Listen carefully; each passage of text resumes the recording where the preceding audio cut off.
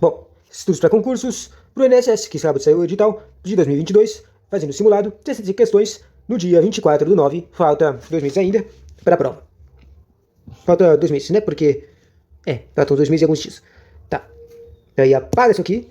Essa aqui é a disposição desse simulado que eu montei no PEC Concursos. Direito Administrativo, Direito Constitucional. Obviamente isso aqui não está, como é que se diz, feito perfeitamente com a lógica de trecos, porque eu fiz vários usando uma construção de questões, mas o que eu foquei é ter a quantidade certa e ter questões de todos os conteúdos, né? Direito Administrativo, Constitucional, Previdenciário, Informática, Matemática, Português, Raciocínio Lógico e Redação. O que faria mais sentido é eu colocar um foco em todas as coisas que eu errei mais, né?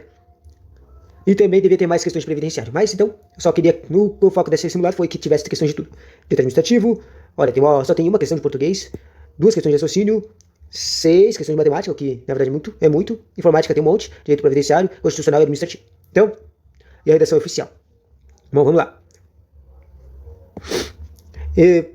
Eu fiz uma revisão antes, e parece que dessas 55 questões, eu tinha escrevido 65, mas são 55. Eu errei 15 questões e acertei 10 questões. Eu já tinha feito, ou seja, eu já tinha feito algumas dessas questões. Vamos ver se a gente consegue resolver elas, né? Direito administrativo, 3 coisas. Questão sobre de elementos, requisitos pressupostos. Mas eu vou tirar agora os assuntos, porque normalmente às vezes eles resolvem os assuntos das questões. Conseguem resolver as questões, né? Considere as seguintes assertivas. O ato administrativo com vista de finalidade admite convalidação. Isso é importante. O que é convalidação? É mudar. A finalidade não pode ser mudada. O ato administrativo com vício de finalidade comporta revogação. O que quer dizer isso aqui? Isso aqui eu já errei questões sobre isso, por isso que agora eu aprendi. Convalidação, que significa que eu posso alterar e consertar. E a revogação significa que não dá para consertar, então eu revogo o treco. Uma finalidade, um erro de finalidade. Finalidade do administrativo, tipo, foi diferente da que era para ser. Como uma demissão. A finalidade era perseguir alguém. Então, eu digo que ela não pode ser convalidada, ela é revogada. Então, eu vou tirar todas as que tem 1. Daí, olha isso aqui. Só sobrou 3, 2 e 4. Bom, a finalidade corresponde ao efeito imediato que o ato produz. A finalidade não corresponde ao efeito imediato. O objeto é o efeito imediato, eu acho. Há vício de finalidade quando o ato desvia-se. Espera, já que eu descobri que o 2 está errado, então. Né, que era o 2 e 4? Ou seja, erramos. Finalidade corresponde ao efeito imediato do ato produz. E a vício de finalidade quando o ato desvia-se da finalidade. Obviamente, se desvia da finalidade, tem um vício de finalidade, né? Ou, ainda quando praticado com finalidade diversa da prevista em lei, por caso. Nossa, o 4 tá muito óbvio que tá certo. Tipo, ele fala o óbvio do óbvio. Uma questão desatualizada, mas vamos fazer mesmo assim. Então, qual é o servidor público? Ser cruzado em probidade administrativa. Por isso que a probidade administrativa mudou muito, né? Mas, já que é uma questão da Sebrasp, a gente pode sacar uma coisa que pode cair de improbidade administrativa sobre certo e errado, né? Então, qual servidor, uma pessoa sem qualquer vínculo contratual com o poder público está sujeita às funções da lei de probidade administrativa. Sem qualquer vínculo contratual. Na verdade, acho que isso aqui está atualizado por causa que foi tirado da lei de probidade administrativa culposa, certo? E, basicamente, elas têm que ter algum vínculo com a administração. Tá. Isso se verifica, por exemplo, em caso de concorrência para a prática de ato de probo ou de alto benefício sob qualquer forma. Isso está certo. Se ela participou, olha, se ela concorreu, então, mesmo que ela não tenha vínculo, ela participa do ato de improbidade administrativa. Mas já que está falando que está desatualizada, vamos ver se colocaram alguma coisa. Aqui, ó. A questão tornou-se desatualizada. Agora é exigida uma conduta que tenha ocorrido de forma dolosa. Isso aqui, ó. É isso aqui que eu estava querendo lembrar quando eu falei da culposamente. É que agora está escrito especificamente de dolosidade, independentemente do tipo do ato de improbidade administrativa, que está escrito no 3. As funções que a lei são aplicáveis no que couber àquele que, mesmo não sendo agente público, induza a concorrer ou concorra dolosamente. Ou seja, mesmo que o cara não tivesse, como é que se diz, ele não tivesse ajudado concorrentemente, tivesse ajudado, mas sem querer, ou seja, culposamente, ele ainda praticaria, nesse caso ali, naquela interpretação. Só que não, ele tem que ter uma intenção de ajudar, de participar da improbidade administrativa. Se ele não tiver a intenção, que significa dolosamente, ele não é castigado e julgado pela improbidade administrativa. Porém, tem que provar isso para a prática de ato administrativa. Interessante, né? Acho que se eu estiver atualizado eu verifico, né? Só lembra que só tem 3 questões, a gente errou uma, acertou uma. Já Zé Arquil, suspeição do servidor público. Suspeição significa que uma pessoa não pode fazer um trabalho. São consideradas suspeição e impedimento. A suspeição é quando a pessoa é suspeita, ou seja, é um vínculo que não tem certeza, ele é só de de afinidade, ou e a impedimento é quando é um vínculo óbvio, que é quando, por exemplo, tem sangue, ou tipo, a pessoa é casada com um conhecido seu, tem um vínculo lá, que é óbvio, então cria impedimento. A suspensão é, por exemplo, um amigo e um inimigo, uma coisa que é meio ambígua. Tipo, imagina que é um inimigo, mas só que você é um inimigo de 10 anos atrás, você nem mais lembra dele direito, entende? Bom, João, responsável pela condução de determinado processo do administrativo, a alegação de suspeição foi indeferida nos termos da Lei 978 dessa decisão. Tá, um cara chamado José falou de suspeição para João. Ou seja, ele falou, olha, João não pode trabalhar nesse caso aqui não, nesse processo administrativo. Mas a alegação da suspeição foi indeferida, ou seja, não mandaram ela para correr. Vamos ver. Dessa decisão, cabe recurso sem efeito suspensivo. E eu acho que isso está certo. Cabe recurso, sim. Não cabe recurso, cabe recurso. Cabe apenas pedido de reconsideração sem efeito suspensivo. Cabe apenas pedido de reconsideração com efeito suspensivo. Olha, eu não sei nada disso, eu só tenho que dizer que tem direito a recurso. A verdade é que eu nem tenho certeza o que significa efeito suspensivo. Então, a gente tá fazendo isso aqui para aprender, né? O que é efeito suspensivo? Se houver indeferimento da alegação da suspensão, caberá ao administrativo recorrer. E esse recurso não tem efeito suspensivo. Bom, não explicou o que é efeito suspensivo. Agora, constitucional. Vamos ler. A Secretaria de Participação de Constituições e os princípios fundamentais da República Federativa do Brasil julga o item a seguir. O pluralismo político fundamental. Pluralismo político significa que tem vários trecos, tipo o PT, que é político trabalhista, o Partido Socialista, existem vários partidos, certo? Que vão prever as suas ideias, próprias ideias, várias ideias. Bom, o pluralismo político fundamenta da República Federativa do Brasil, apresenta duplo viés e assegura a liberdade ideológica, incluída a partidária, a partidária. O que quer dizer a partidária aqui não tem partido? E, concomitantemente, que significa ao mesmo tempo, impõe a tolerância às diferenças. E isso está certo, completamente certo, né? Opa, acabei de colocar a questão de pular. Mas não foi pra questão mais estranha. Bom, as garantias fundamentais, se lembra que as garantias fundamentais estão no artigo 1 a 3. Fundamentais traduzem mecanismos de proteção de provocação dos órgãos públicos, a fim de que os direitos fundamentais sejam resguardados. Traduzem mecanismos de proteção e de provocação dos órgãos públicos, a fim de que os diferentes direitos fundamentais sejam resguardados. Não entendi. Isso aqui quer dizer garantias fundamentais? Quer dizer, um mecanismo de proteção e provocação dos órgãos dos direitos fundamentais não seria os remédios constitucionais? Sabe, mandado de junção, mandado de segurança, o direito, o habeas corpus e habeas data? Quer dizer, as garantias fundamentais. Olha, o que eu tô querendo dizer aqui, eu não entendi porcaria nenhuma do que tá dizendo aqui por causa dessa nomenclatura estranha. Mecanismos de proteção. Traduzem mecanismos de proteção e de provocação dos órgãos públicos a fim de que os direitos fundamentais sejam resguardados. Quer dizer, é claro que as garantias fundamentais estão escritos lá na lei para que os direitos fundamentais sejam resguardados, né? Mas que merda que significa traduzir mecanismos de proteção e provocação? O que é mecanismo de proteção? É óbvio que tem que proteger. Provocação? Pra quê? Não entendi nada. Vamos colocar que tá certo, porque não faz sentido isso aqui. É que tá certo. Não entendi porque tá certo. São exemplos de direitos fundamentais difusos denominados de terceira geração. Daí essa coisa de terceira geração é muito irritante. Já aprendi isso aqui e é muito irritante. Mas vamos lá. Previstas na Constituição Federal. São exemplos de direitos fundamentais difusos denominados de terceira geração. O que são difusos? Que vão seguir para o futuro, sabe? Para mais coisas que as pessoas têm que fazer para ajudar as pessoas no futuro. Um exemplo é a Previdência. Quer dizer, a Seguridade Social. Bom, vamos lá. Terceira geração, prevista na Constituição Federal. A liberdade de reunião e as normas de proteção trabalhista. Não. É meio ambiente. Será que é o meio ambiente a quarta geração? Meio ambiente, defesa dos consumidores, saúde e educação. Acho que isso aqui serve meio ambiente, saúde e educação também. Defesa dos consumidores, acho que não. A liberdade de reunião e assistência social, não. Liberdade de expressão e de crédito. Ah, não. Agora eu lembrei direito o que é as coisas das gerações. A coisa das gerações, dessas drogas de direitos fundamentais, cadê? Deixa eu colocar minha canetinha aqui. É assim. A palavra secreta é evolução histórica. Tá sacando? Evolução histórica. O que significa isso? Significa que, enquanto que estava evoluindo as leis, as constituições e treco, foi aparecendo certos direitos que as pessoas tinham, entende? Tipo, o direito à propriedade, tá aí o direito à educação. E eles normalmente são escritos por, tipo, uma mudança histórica que aconteceu, tipo, a Revolução Francesa, que não lembro o que ela deu, sei lá, acho que ela deu direitos às pessoas comuns, fundamentais, alguns direitos fundamentais, sei lá. E daí, cada vez que acontecia alguma coisa, quando ela é escrita numa Constituição, ela é dada, por causa do tempo, ela dá dando uma coisa. E as mais novas gerações é o 4 e 5. O 4 e 5 é tipo o mundo, o planeta, que seria o meio ambiente, né? Que tá aqui. E também tem o petróleo, sei lá, recursos naturais, destruição. Eu não lembro o que é o quinto. Antigamente, cada vez que muda as gerações, tem um tipo de direito fundamental que as pessoas conseguiram. E essa é a coisa dos direitos fundamentais. E agora, qual é o terceiro? E esse problema? Não tenho nem ideia. Não lembro qual que é a terceira geração. Só consigo pensar em coisa do futuro. A saúde e educação é direito para todo mundo. Então eu vou de saúde e educação. Eu gosto de saúde e educação.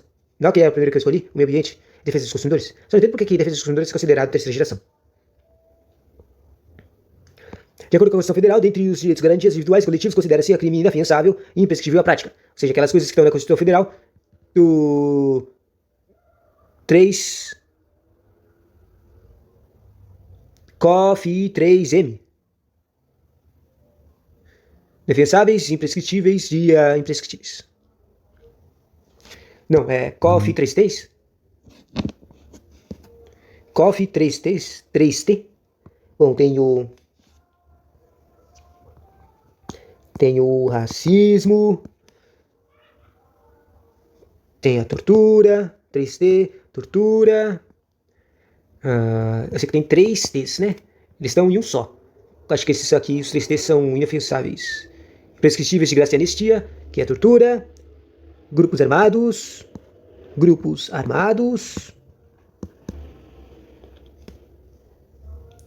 Entorpecente está aqui. Tortura, tráfico, isso. Entorpecentes é com T de tráfico. Tá, tráfico, tortura, tráfico.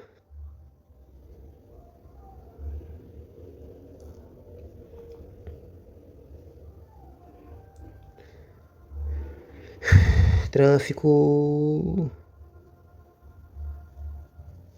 Não lembro mais de nenhum. Mas olha isso, tá? Eu sei que tem um monte. Tortura, tráfico. Grupos armados. Contra a ordem constitucional e da Estado Democrático. Acho que esse aqui é o que tem mais, né? Tá certo. Tortura, ordem constitucional. Racismo, grupos armados. Vai tortura, tráfico, entorpecentes e ações de grupos armados. Não é que era racismo? A simulação de grupos armados contra a ordem do Estado Democrático. Interessante. Então, muito mal, cara. Se lembra? Normalmente, pra você conseguir ter certeza que vai passar no concurso, normalmente você tem que acertar uns 90%, tá? Ou seja, olha isso aqui. Eu já errei 3 questões. O que significa que, se eu quiser acertar 90%, eu só posso errar mais uma. O resto tudo eu tenho que acertar. Porque, sabe, 55%, 55, 10% delas seria 5 mais uma. Entende? Bom, vamos lá. A Constituição Federal simboliza, sob o ponto de vista jurídico, político e a consumição do processo de reconstrução democrática do Brasil, direitos humanos e direitos fundamentais, e nela forem inscritos com tal vigor que lhe renderam a denominação de Constituição Cidadã. Nessa perspectiva, o fortalecimento do espírito da cidadania que se devem situar programas, instituições e organismos como o Terceiro Programa Nacional de Direitos Humanos. De acordo com os princípios constitucionais, aqui abordam os direitos humanos, os direitos fundamentais, e considerando os objetivos e as diretrizes dos programas e órgãos acima mencionados, julgue o item. A inviolabilidade da correspondência e das comunicações, sejam elas telegráficas, de dados ou telefônicos, constitui um direito individual fundamental. Certo? Razão porque o texto constitucional veda o reconhecimento de exceções ao exercício desse direito. Veda o reconhecimento de exceções? Não, existem exceções. Mas constitucional veda exceções? Tem exceções, tá? A coisa do jeito que está me confundindo. No que se refere ao princípio de direitos e garantias fundamentais, assinale a opção correta.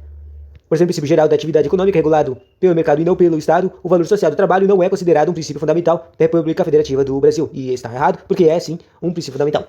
Aos estrangeiros no trânsito no território nacional, isso aqui é um princípio internacional, né? Território nacional, por não ser residentes do país, não estão assegurados esses direitos e garantias fundamentais. Isso está errado, eles têm direito, sim. Os direitos humanos, dado seu caráter abstrato e não tangível, protege os direitos das pessoas naturais, mas não se aplica às pessoas jurídicas. Isso está errado, eu acho.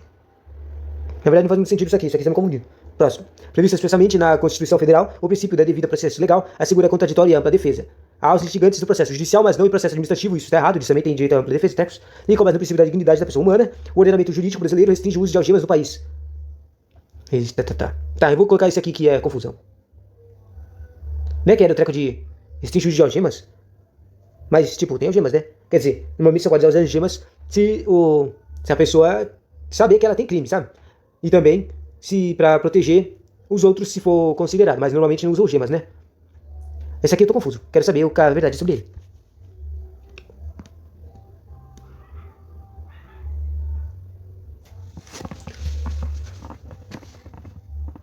Tá aqui. Pra mim, na verdade, tudo parecia assim, errado. Só o único que era confuso pra mim, até o treco das pessoas jurídicas parecia errado.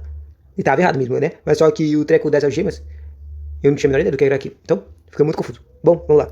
Tá escrito aqui que o treco da dignidade de Deus e algemas está numa suma vinculante, dizendo: só é lícito o uso de algemas em caso de resistência e de fundadência de fuga ou de perigo à integridade física própria ou alheia por parte do preso ou de terceiros, justificada e excepcionalidade por escrito, sob pena de responsabilidade disciplinar, civil e penal do agente, autoridade e nulidade da prisão ou de ato processual a que se refere sem prejuízo da responsabilidade civil do Estado. Ou seja, se você quiser colocar algemas em alguém, você tem que sempre fazer um processo escrito, tá? Senão você é responsabilizado. Tem aqui, tem o artigo 21 da responsabilidade civil, a ordem econômica fundada na valorização do trabalho humano e na livre iniciativa tem por fim assegurar a toda existência digna e conforme, votação constitucional, vamos ver aquele lá que eu escolhi, qual que eu escolhi? O C, né? Bom, o mais correto seria a questão falar de direitos fundamentais. Tá falando de direitos humanos, certo? E não de direitos humanos, pois esses pressupõem os direitos inerentes à condição humana, e dentro dessa perspectiva o STF tem reconhecido que os direitos fundamentais das pessoas jurídicas, tais como o direito ao nome e à honra, ao mesmo em favor do Estado, como o direito de propriedade. Nesse sentido, o STF apresentou a pessoa jurídica pode ser vítima de difamação, lesão de injúria ou calúnia. Estranho. Bom, no tocante à associação da profissão ou profissional sindical, considere a lei poderá exigir a autorização do Estado para a fundação do sindicato, vedadas esse poder público a interferência e a intervenção na organização sindical. Não existe a vedação do poder público interferir. E não tem essa autorização para criar uma fundação. A lei não pode criar lei de autorização para a fundação de sindicato. Isso está errado. Ao sindicato cabe a defesa dos direitos e interesses coletivos ou individuais. Isso está certo, exceto em questões administrativas também. Isso está errado. Só sobrou um, nossa. O aposentado, filiado, tem direito a votar e ser votado nas organizações sindicais, está certo. É obrigatório a participação dos sindicatos nas negociações coletivas de trabalho. E isso está certo também. Tá, legal. Próxima questão. Olha, ainda estou no limite de 90%. Mas, problema. Não posso errar mais. Estado de federação prudente, legislar sobre proteção da infância e juventude, sobre previdência social, assuntos que se inserem no rol constitucional de competências legislativas correntes entre União e Estado e Federal, considerando que a União já editou lei federal dispondo sobre esses temas. O Estado não poderá legislar sobre quaisquer um deles sequer para suplementar a legislação federal, uma vez que cabe ao Estado exercer sua competência legislativa nesses materiais apenas se ausente lei federal sobre o assunto. Que a União, ou seja, isso aqui está falando das coisas que só a União pode fazer legislação, né? Considerando que a União já editou lei federal dispondo sobre esses temas, o Estado... Dá pausa. Voltando tudo, legislação sobre proteção de infância, juventude e sobre previdência social. Tá, assuntos que inserem no rol constitucional. Tá. Considerando que a União já editou uma lei federal expondo sobre esses temas, o Estado não poderá legislar sobre qualquer um deles. Isso está errado, poderá sim. Poderá legislar, se aqui é um tema muito importante, tipo a infância, juventude e previdência. Só não previdência pode, né? Poderá legislar apenas sobre proteção, infância e juventude, certo? Tendo em vista o interesse estadual nessa matéria, respeitando as normas gerais e específicas editadas pela União. Isso está certo. Eu acho que é esse aqui. E deu errado, né? Poderá legislar sobre qualquer um deles para suplementar a legislação federal. Quer dizer, é o básico que está escrito lá na Constituição, que a União faz o básico, as normas gerais, né? E a legislação estadual pode suplementar. Bom, mas eu achei que tinha certos temas específicos que ela não podia suplementar. Por isso que eu falei que era só o infância e juventude. Mas parece que pode. Tá falando que pode qualquer um deles, né? Não podendo as normas estaduais contrariar as normas gerais estabelecidas pela União. Nos termos da Constituição Federal, agora eu já olhei no passeio, eu errei 5. Bom, nos termos da Constituição Federal, legislar sobre ensino compete. Ensino, a gente pode ver, né? E União. Concorrentemente, a União e Estados e Distrito Federal. Não, de todo mundo. Concorrentemente, a Estados, Distrito Federal e municípios. Não era só a União, Estados e Distrito Federal. Né? Nossa, que louco. Os municípios não podem legislar sobre ensino. Né? A coisa dos municípios é que eles só podem legislar sobre coisas competentes da sua área que afetem seu espaço físico, basicamente. Seja coisas da própria área dela. Mas eu achei que educação, né, seria considerado também nisso. Eu tava, senso comum, mas não é senso comum, é lei. Vamos lá. No que se refere aos princípios conceitos de administração pública e aos servidores públicos, julgue o item. O prazo de validade do concurso público é de até 2 anos, podendo ser prorrogado enquanto houver candidatos aprovados no cadastro de reserva. Isso está errado. Considerando que dispõe a Constituição Federal, sobre a administração pública, é correto afirmar, os vencimentos dos cargos dos poderes executivo e judiciário não poderão ser superiores aos pagos pelo poder legislativo. Isso está certo? Tá certo, né? Tipo, normalmente eles ficam colocando essa droga de enunciado em todo canto, mas eles ficam trocando os poderes, né? Tipo, mas eu acho que tá escrito especificamente na legislação alguma coisa dessas. Que é tipo, o executivo não pode passar dos judiciários. Basicamente eles têm que, todos eles têm que ser equilibrados, né? Vou pular essa aqui, quer dizer, vou ler os outros, né? Porque você já viu que eu errei quando eu fiquei respondendo a questão seria o resto. O prazo de validade do concurso público é de até 3 anos, isso aqui está errado. O servidor público de administração direta, autárquica e fundacional, investido em mandato de prefeito, havendo compatibilidade de horário, perceberá os vantagens de seu cargo, emprego ou função, sem prejuízo de remuneração de cargo eletivo. E isso está errado, porque prefeito não pode, o cargo de chefe executivo não pode ser separado, ele tem que focar completamente nos cargos gerais. Isso é só para, essa compatibilidade de trecos para cargos legislativos, é só para cargos de vereador, tá? Tá errado.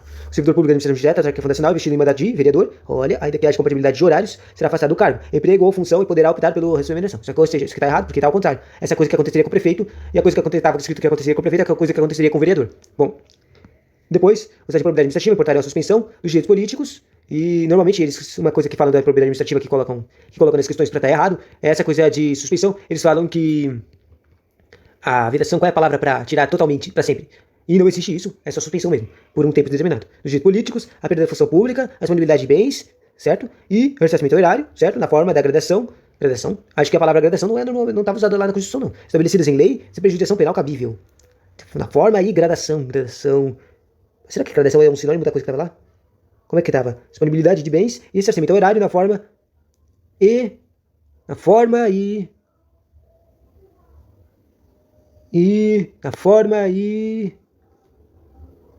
E agora, qual que é dois eu escolho? Aqui tem uma palavra que está me confundindo, ou aqui parece óbvia? Vou escolher o UOL, que parece óbvio, né? Mas eu sou muito louco, meu. Eu gosto de escolher as coisas que não estão... que eu sei que tá certa, mas palavras estão... Mas como tem palavras que me confundem, e daí, quando eu troco pra coisa que tá... parece estranha, eu tô errado, né? Mó louco. A respeito da organização do Estado, é correto afirmar que a coisa de organização do Estado é o artigo 10, uma coisa, até o 21. Não, tipo, acho que era 17 até 22, que é tipo um capítulo da União, depois do Estado, depois do Distrito Federal, depois do município, né? Bom, a União manter com a cooperação técnica e financeira dos municípios, programas de educação infantil e de ensino fundamental. E não faz muito sentido aqui não, tá errado. As pessoas jurídicas de direito público e as de direito privado, prestando serviços públicos, responderão pelos danos que seus agentes, nessa qualidade, causarem terceiros, desde que comprovada dolo ou culpa. Isso aqui está errado, porque não é necessário comprovação de dolo ou culpa. As pessoas jurídicas, mesmo que sejam públicas e privadas, sempre responderão pelos seus agentes. E daí o que está escrito lá na Constituição mas eles têm direito de ressarcir de resposta. Ou seja, eles podem pedir que os agentes que causaram o dano ressarçam eles, por exemplo, pagando uma multa com o seu trabalho. Bom, se o município não aplicar o mínimo exigido da Receita Municipal na manutenção e desenvolvimento do ensino, nas ações de serviços públicos de saúde, poderá sofrer intervenção do Estado. Isso está certo. Está certo. Essa aqui era bem óbvia, eu lembrei dela. Que legal. Próxima questão. Um ocupante de cargo efetivo em órgão de administração direta de determinado Estado, da Federação, que venha a ser investigado no mandato de prefeito ou de capital do referido Estado, será afastado do cargo que venha a ser investido no mandato de prefeito. Volta. Está falando de um cargo efetivo, seja um servidor com vitalidade. Não, como é que é a palavra mesmo? Vitalidade? Não. Vitalidade? Não. Seguridade? Não. Vitalidade. A coisa que garante que ele tenha emprego para sempre. Então, órgão da administração direta e determinado Estado, da Federação, que venha a ser investido em mandato de prefeito. Ou seja, prefeito se lembra que é um cargo de chefe executivo municipal. Ou seja, ele é de um Estado, do nível Estado, e foi para o nível municipal. Da capital do referido Estado. Eu não sei se ser prefeito da capital do referido Estado é relevante, mas no cargo, isso aqui será afastado do cargo, não se computando o tempo de serviço para fins legais, exceto promoção por antiguidade. E existe sim essas coisas aqui de quando uma pessoa muda de lugar para uma coisa temporária, que é no tipo cargo de prefeito. O cargo de prefeito só dura 4 anos, como todo mundo sabe. Em todos os tipos de cargos eletivos duram só temporariamente. No caso aqui, ele será afastado. Todos no caso de prefeito, se lembra? Ele é afastado, a gente viu uma questão anterior. Será afastado do cargo, tá certo? Não se computando o tempo de serviço para fins legais, exceto promoção por antiguidade, e isso está ao contrário. O tempo é computado para certos fins, exceto para a antiguidade, não é contado para a antiguidade. Ou seja, tem uma exceção aqui no meio. Bom, será afastado do cargo, sendo facultado pela remuneração, e na verdade isso daqui tá certo, a pessoa pode ser aputar por remuneração. Tá certo isso aqui. É bem básico, né?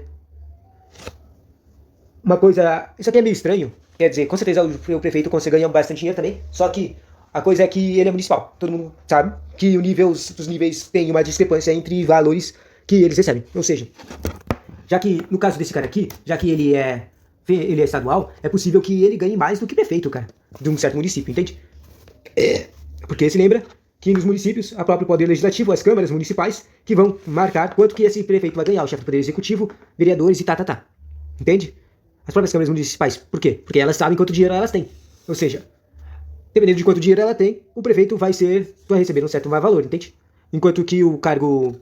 Ou seja, se ele virar prefeito de algum lugar que... Bom, olha aí, ele tá falando que ele virou prefeito da capital. Ou seja, com certeza é muito rico. Mas então, se ele virar o prefeito de algum lugar que não vai ganhar muito dinheiro, é possível que o cargo que ele estava trabalhando como efetivo do Estado, ele ganhe mais do que ele ganharia como prefeito, entende? Bom, é meio confuso também, né? Meio desproporcional. Mas vamos lá. Isso seria mais óbvio se ele tivesse um cargo efetivo de federal, né? Bom, são estáveis após 3 anos de efetivo exercício os servidores nomeados para cargo de provimento efetivo em virtude de concurso público. De acordo com a Constituição Federal e validada por sentença judicial, a demissão do servidor estável será ele reintegrado e o eventual ocupante de vaga, se estável, poderá ser. Ou seja, eu tô falando agora, a pergunta na verdade é sobre o cara que estava ocupando o cargo. E essa é estável. O nome disso aqui é reversão. Reversão de uma coisa, né? Não é reversão, né? Bom. Essa aqui eu sei, mas tem muitas questões disso aqui. E eu já errei muitas vezes essas questões. Mas basicamente, quando um cara que estava num cargo, mas tinha uma pessoa que estava nele antes, e ela voltou, ou seja, teve a reversão, ela volta, tudo depende do estado dela, se ela é estável ou instável, tá? O que vai acontecer com ela. No caso aqui, eles já colocaram que ela é estável. Então, no caso aqui, ela entra em disponibilidade. Ela entra em disponibilidade. Mas eu tô falando de disponibilidade, a menos que não dê para ela voltar para o cargo anterior dela, entendeu? Bom, ela é posta em disponibilidade com remuneração integral se tiver mais de 15 anos de tempo de serviço. Essa coisa de ter remuneração, na verdade, existe sim, só que essa coisa de 15 anos eu não lembro. Então vou pular. Ela é posta em disponibilidade com remuneração integral se tiver mais de 15 anos, não lembro de novo. Reconduzida ao cargo de origem sem direito à indenização, e essa coisa está certa. Essa é o mais básico de todos. O estável volta diretamente ao cargo de origem, e mais ele não tem direito à indenização, que muitas pessoas acham estranho, mas ela não tem direito à indenização não. Isso, ainda bem que tem uma coisa bem básica aqui.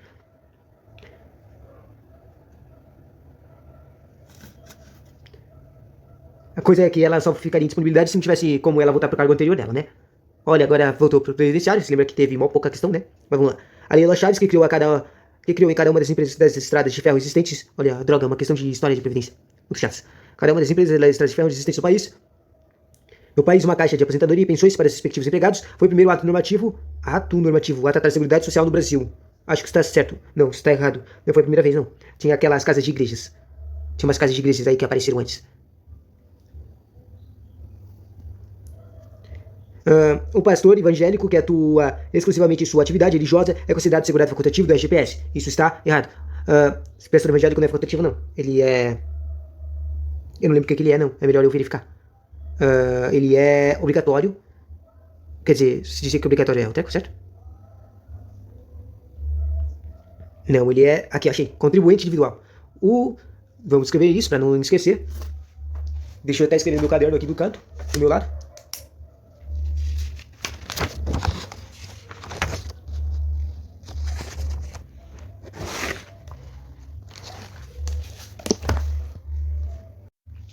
Já escrevi?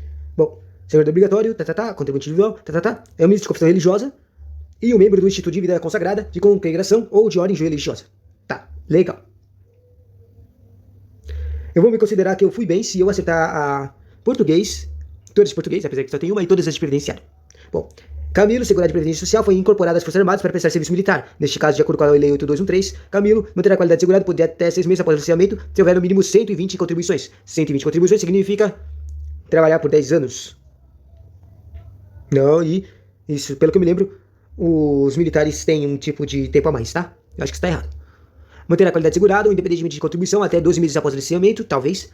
Manterá a qualidade segurada, independentemente de contribuições, até 6 meses após o licenciamento. Não, pouco. 10 meses do licenciamento, errado. Não manterá a qualidade segurada, havendo expressa determinação legal nesse sentido. Não, eu vou colocar 1 ano aqui.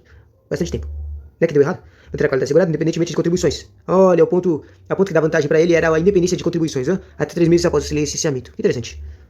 É uma pena que eu não acertei todas as questões previdenciárias, hein? Já que... que saco, né? Mas vamos lá, vamos ver se estudar. O que está escrito aqui na 8213? Está escrito... No artigo 15, mantém a qualidade segurada, independentemente de contribuições, até 3 meses após o licenciamento ou assegurado incorporado às Forças Armadas, para prestar serviço militar. Serviço militar, 3 meses. Vamos notar isso? Serviço militar, 3 meses. Vamos lá, próxima questão. Em fevereiro de 2016, ou seja, uma troca de questão de tempo, Valdemar, que era empregado pelo regime seletista e recebia um salário mínimo de sua empregadora, foi demitido aí 30 dias depois, condenado a pena de prisão em regime fechado. Ele é casado com Idalina, com quem tem 2 filhos menores. Será que é uma questão de dependentes? Bom, considerando essa situação hipotética, julgo que se segue com a base desses reprogramentos de previdenciários do auxílio reclusão. A coisa do auxílio reclusão é que eles têm as mesmas regras do auxílio por morte. Não existe auxílio por morte, é da pensão por morte, isso. Assim que determinar ou cumprir a pena, Valdemar deixará de ser segurado da Previdência Social. Isso está errado. Assim que ele cumprir a pena, ele continua sendo segurado por mais uns 6 meses. Mas, bom, eu sei que isso aqui está errado. A Lei 3.048, que é muito difícil de ler, porque ela é gigantona, é equiparar-se à empresa. Ou seja, que se é uma empresa, é igual a empresa, é tratado como empresa. É isso que significa equiparar-se. Para os fins do RGPS, Regime Geral de Previdência Social, a pessoa física que, para fazer uma reforma na própria casa, contratar um mestre de obras a um ajudante. Isso está certo. Ela é considerada uma empresa.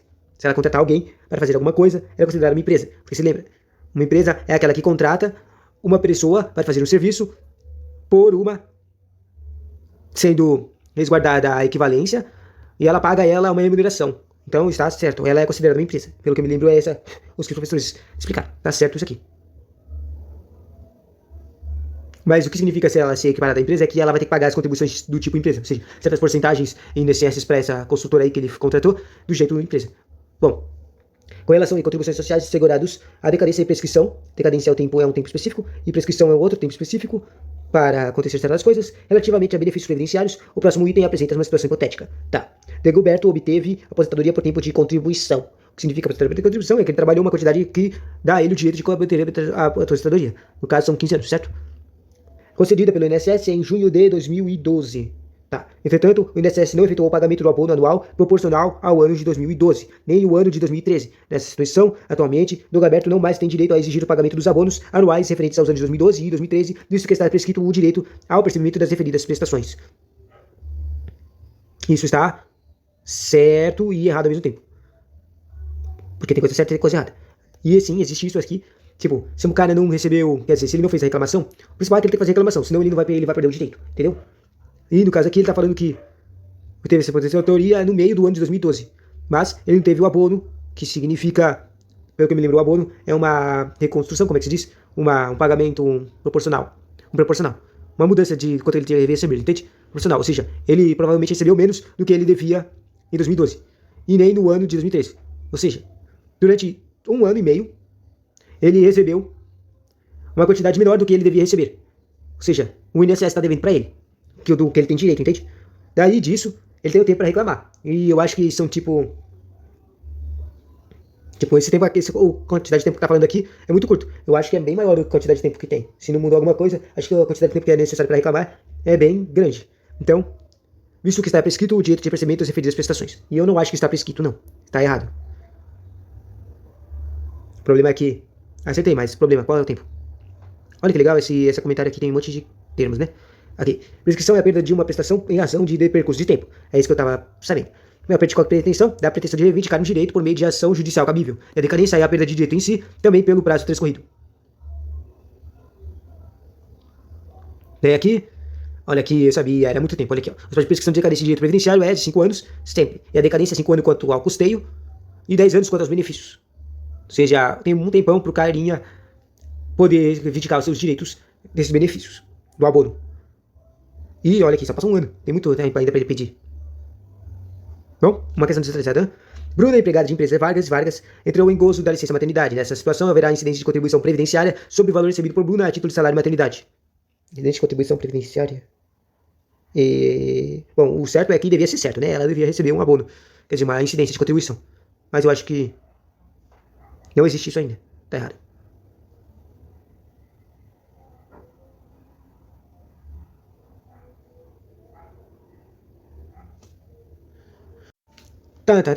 Bom, é uma pena. Acabou minha internet, cara.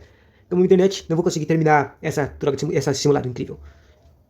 Deixa eu só ver se dá pra ver o meu desempenho. E não dá, né? Bom, eu só sei que de 23 questões eu acertei 15, sobre 8. Então vamos lá, vamos no modo físico. Como é que faz minha porcentagem? 15 menos 8 dividido por 15? 15... Não, espera. Eu tenho que falar das questões que eu acertei, certo? 23 menos 8. Na verdade, eu já tenho o resultado, né? 15. Ou seja, tá errado mais ainda. 23 dividido por 15. É isso, né? Não. É 15, que é o quanto eu acertei, dividido pelo 100%, que é o 23. Eu fiz 23 questões. Opa, eu me rabisquei tudo, meu, mó confuso. Mas isso aqui é importante, por causa que a maioria das questões do CESP, na verdade, são de porcentagem. A coisa que você tem que com certeza acertar é a questão de porcentagem. Estuda porcentagem. Tá. Eu acabei de escrever um 2 de novo. 15.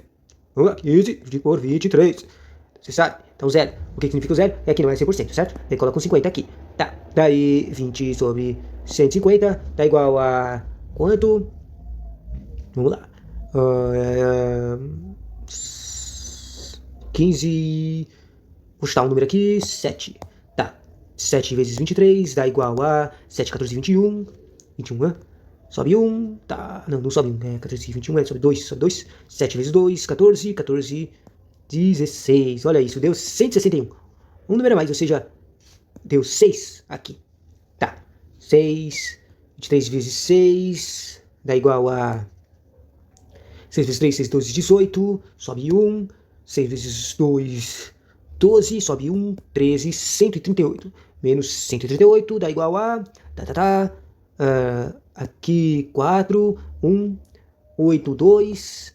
Aqui dá 9, 6 e 0. Deu 62. Daí colocar mais um 0.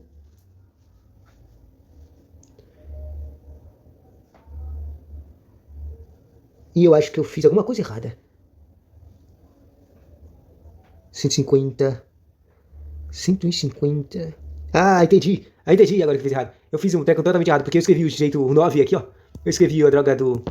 Que eu cortei o 5 com a droga de por 1, mas eu escrevi o 4 como se fosse com 9, meu. Daí eu fiz errado. 4 menos 3 dá 1, né? Faz o menor sentido dar 6. Faz o menor sentido dar 6. Dá 1. Sobrou 12, né? Daí você pode colocar um 0 aqui, dá 120. Daí seria 65, porque é menos 138 menos 23. Daí, bom, 65%. Acertei 65% das questões. Uau! Que difícil, demorei demais pra fazer essa conta, né? Tchauzinho.